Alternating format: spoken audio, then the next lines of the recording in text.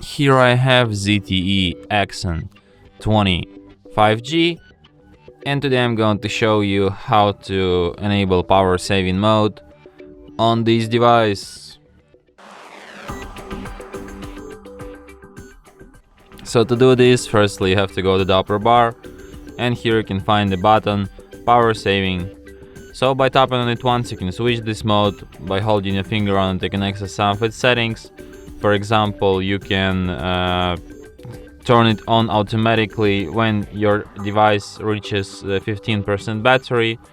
You can also reduce CPU performance while in this mode, and you can also exit power saving while charging, which is pretty useful. And that's it. Thanks for watching. If you find this tutorial useful, don't forget to hit that like button and subscribe to our channel.